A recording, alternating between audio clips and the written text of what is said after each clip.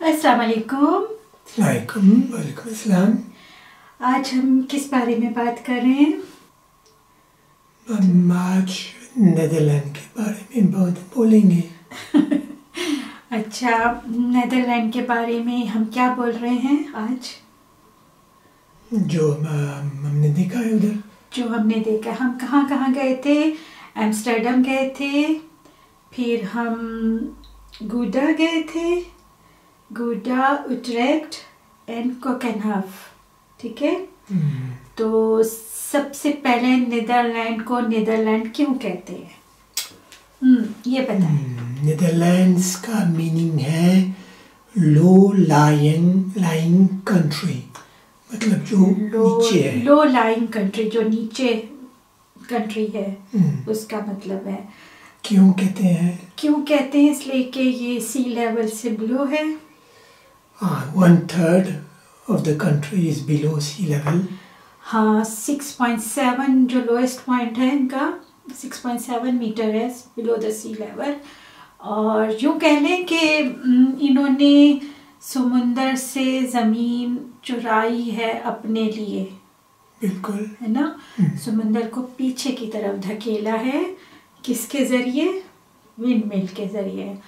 तो वो हम आगे जाके बताएंगे। मगर एक और चीज़ है, मीनिंग ऑफ नेदरलैंड के बाद एक और मुझे आप बताएं कि इसको हॉलैंड क्यों कहते हैं? इनफैक्ट हॉलैंड वो सही नहीं है, इसलिए कि हॉलैंड सिर्फ 2 प्रोविंस है।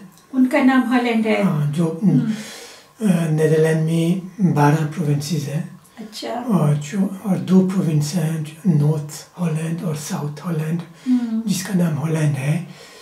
और हॉलैंड का मीनिंग है वुडलैंड, मतलब उधर फॉरेस्ट है। अच्छा, ठीक है।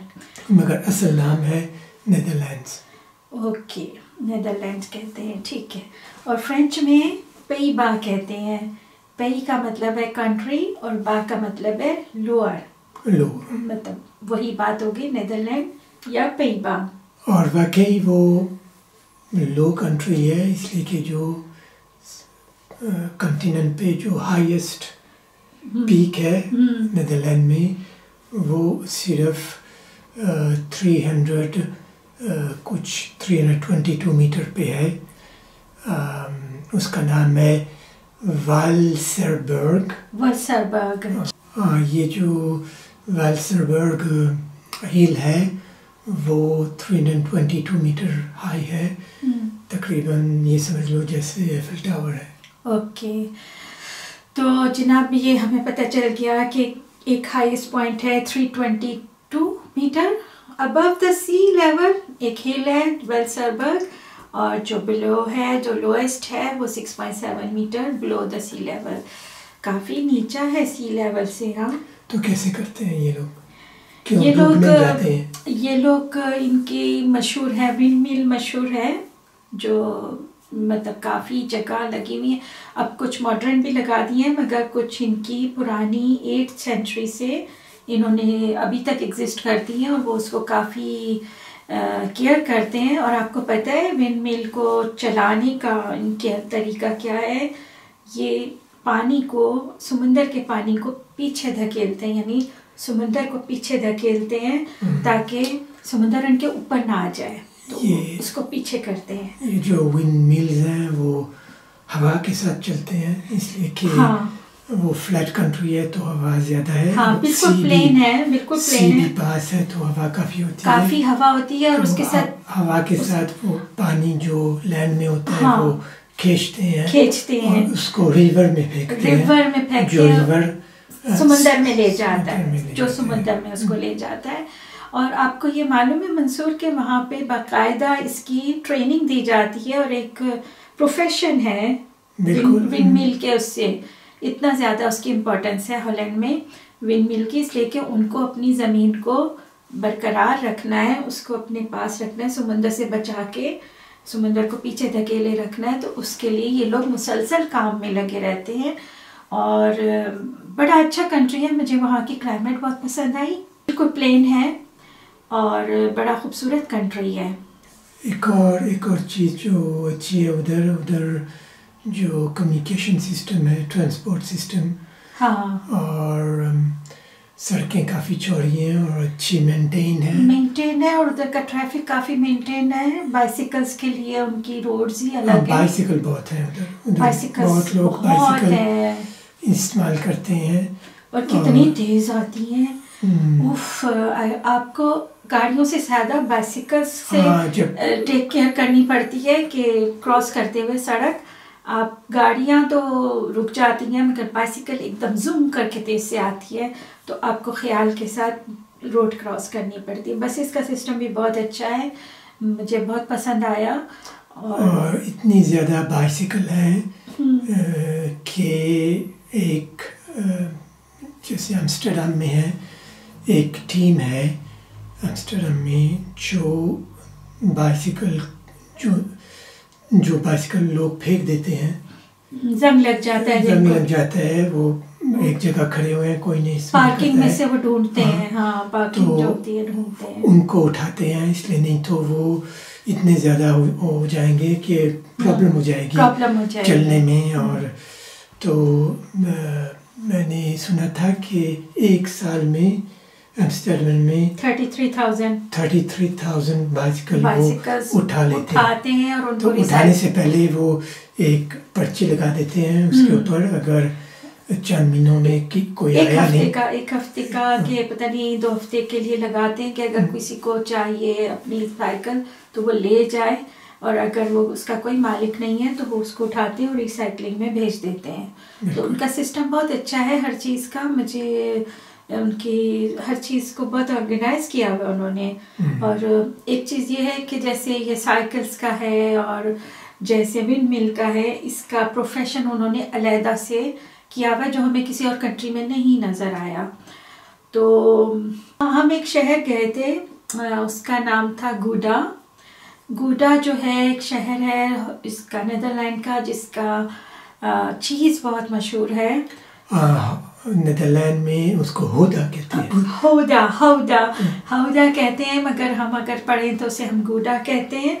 और वो चीज़ बहुत मशहूर है। हॉलैंड की डेयरी प्रोडक्ट्स जो है वो दुनिया में बेहतरीन मानी जाती हैं, और वाकई में हमने चीज़ जो वहाँ पे चखा पेपरिका के साथ। चीज़ बार होते हैं और रेस्टोरेंट भी होते हैं जिसमें सिर्फ चीज़ खाते हैं और आपके सामने से शोकेस में से ऐसे घूमते हैं चीज़ और आप उसमें से सिलेक्ट करते हैं, ऑर्डर करते हैं और सिर्फ चीज़ खाते हैं। उनका प्रेजेंटेशन भी होता है, बहुत खूबसूरत होता है। वो ऐसे नहीं लगे हुए हैं, वो प्रेजेंटेशन है उसके ऊपर उन्होंने लगाया वो शोकेस की तरह, और वो यूँ घूमता है आपके आगे से और आप उसमें से चूज करते हैं, टेबल पे आपके आता है, और बड़ा ही खूबसूरत वो उनका तरीका है।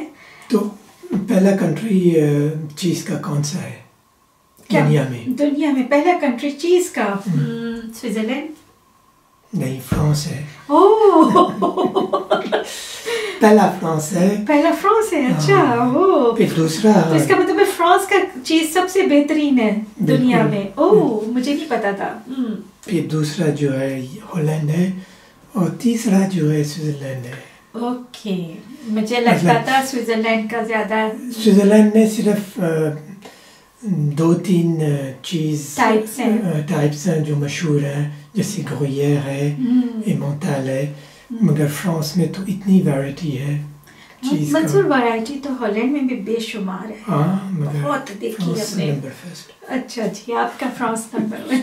चलिए ऐसे डच कहेंगे कि उनका है नंबर 1। जाहिर है मुझे वैसे डच चीज़ ज़्यादा पसंद आता है कंपेयर टू फ्रांस। तो जनाब चीज़। अच्छा, उसके अलावा और क्या मशहूर है वहाँ पे?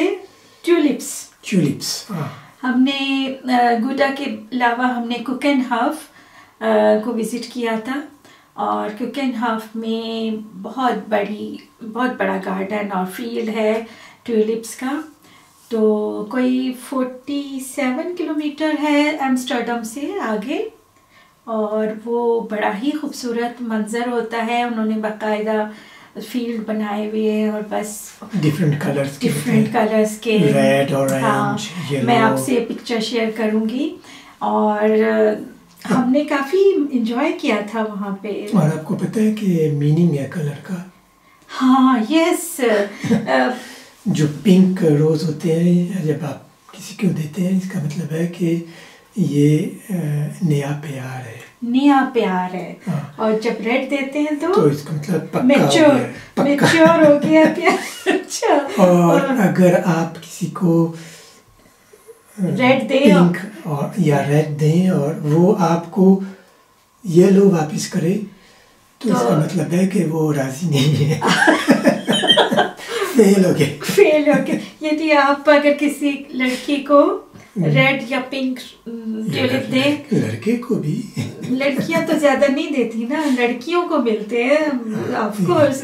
अगर आप किसी लड़की को रेड या पिंक ट्यूलिप दें और वो आपको येलो वापस कर दे, इट मीन्स कि आपके शेयर नहीं कर रहे, आपकी जो इमोशंस हैं वो आपके ही हैं, उसके साथ वो आपके साथ शेयर नहीं कर रही वो इमोशंस ना। तो ये एक बड़ा खूबसूरत सा मतलब उनका अंदाज है उधर का। और ट्यूलिप्स के बारे में एक और बात है, इन्होंने किस तरह से मेंटेन कर रखा है उसका भी एक तरीका है। बड़े ही ऑर्गेनाइज लोग हैं ये लोग। ट्यूलिप्स के फील्ड से वो ट्यूलिप निकाल देते हैं, बाकायदा उतारते हैं उनको, हाथ से उतारते हैं, मशीन से नहीं, विदाउट एनी ग्लव्स। मशीन से इसलिए नहीं उतारते हैं इसलिए कि मशीन सारे उतार देगी, मशीन सारे उतार देगी, उनको चूज करना होता है। वो सिर्फ इंसानी दिमाग ही चूज करता है कि कौन सा उतारना है कौन सा नहीं। और वो बहुत ज़्यादा जो मैच्योर नहीं होते, जो अभी खिले नहीं होते, उनको वो उतारते हैं क्योंकि वो बाद में बड़े होके खिल जाएंगे। और जो ऑलरेडी खिले हुए होते हैं वो उनको नहीं उतारते क्योंकि अगले साल जब वो आएंगे तो वो और बड़े आएंगे, तो वो आखिर में उतारते हैं ताकि वो नेक्स्ट ईयर, ताकि जो बल्ब है का वो मजबूत रहे। अगर वो सारे बल्ब उतार दें तो वो। और आपको पता है कि नीदरलैंड की जो क्लाइमेट है वो बहुत फेवरेबल है ट्यूलिप्स के लिए। वहाँ पे ना सर्दी ज्यादा है ना गर्मी, क्योंकि समुंदर के साथ है तो हवा जो है उधर की ह्यूमिड है और इस तरह की है, तो बहुत ज्यादा। और जो नमक है जो हवा में जो सी से आता है, वो जो कीड़े जो होते हैं जो पौधों को खाते हैं उनको नहीं बढ़ने देता, उसको प्रिवेंट करता है। ठीक है, सही है। तो कुक एंड हफ हम आपको रिकमेंड करेंगे, अगर आपने फील्ड देखनी है उसकी तो आप मार्च अप्रैल मई में जाएं तो आपको बहुत अच्छा खिला हुआ मौसम मिलेगा और बड़ा अच्छा आप इंजॉय करेंगे। उसके अलावा हम उट्रेक्ट गए थे। उट्रेक्ट में हमने बोट की सैर की थी, बहुत सारी कैनल्स है और बहुत खूबसूरत जगह है वो भी। एम्स्टर्डम बहुत अच्छी जगह है। और अबाउट नीदरलैंड एक और चीज़ है जो मैं आपसे शेयर करना चाहूँगी कि कल्चर वहाँ का। एक तो उधर कल्चर जो है वो लोग काफ़ी स्ट्रेट फॉरवर्ड हैं, ट्रांसपेरेंट हैं, इसलिए पहला कंट्री है यूरोप में जिसमें ड्रग मतलब स्पेसिफिक ड्रग उन्होंने अलाउ की है, लीगल की हुई है,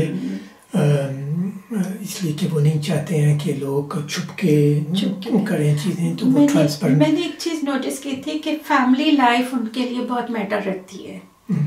डच जो है वो लोग फैमिली लाइफ को बहुत ज़्यादा इम्पोर्टेंस देते हैं। अक्सर लोग पूरी फैमिली बाइसिकल पे शाम को, वीकेंड पे भी शाम को काम के बाद जब ये लोग घर आते हैं तो ये अपने बच्चों के साथ, बच्चे भी और वालिदैन भी बाइसिकल पे ज़रूर बाहर निकलते हैं और सैर करते हैं। तो हम लोगों का वहाँ काफ़ी जाना हुआ है नीदरलैंड, क्योंकि एक ज़माने में हमारी बेटी उधर रह रही थी तो हम अक्सर विज़िट करते थे। तो हमने ये बहुत नोटिस किया कि फैमिली लाइफ को वो बहुत ज़्यादा इम्पोर्टेंस देते हैं। और दूसरी तरफ उनके यहाँ एक ख़ास बात है ये बातें हैं जो मतलब खुद कहते हैं, वो खुद उन्होंने बताई हैं जो डच पीपल ने, that people are money minded, वो पैसों के साथ नहीं वो कॉम्प्रोमाइज करते हैं। हाँ।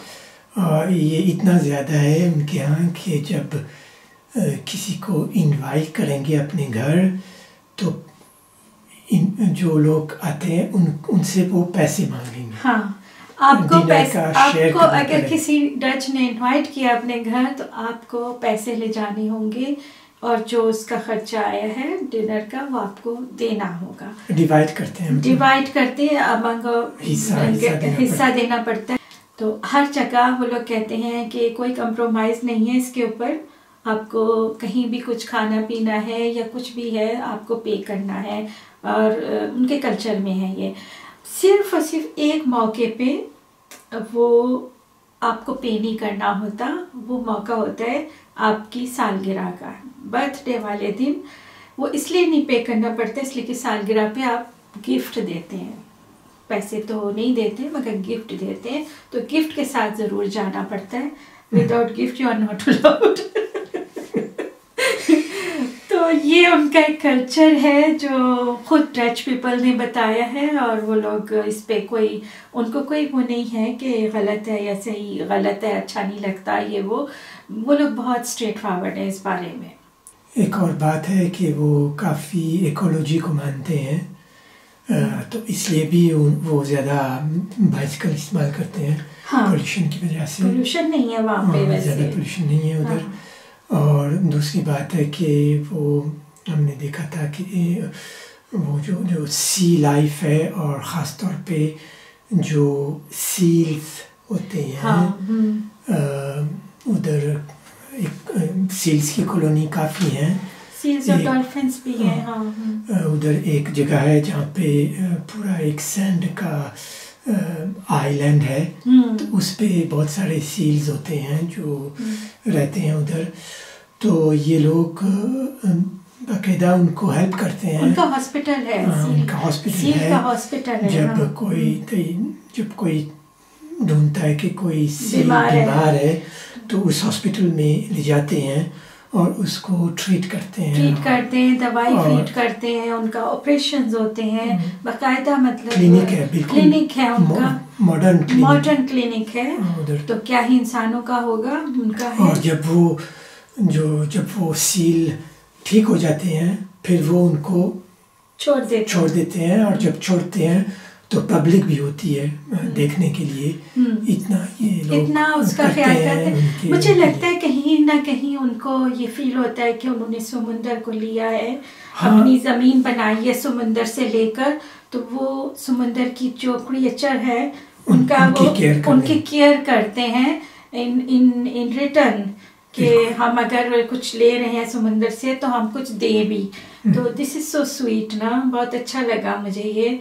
और it's a very nice country, people are quite large and बड़े होते हैं, बड़े होते हैं, मगर they are sweet people। बहुत मुझे पसंद है वहाँ की, मुझे क्लाइमेट भी बहुत पसंद है, और it's nice country to C.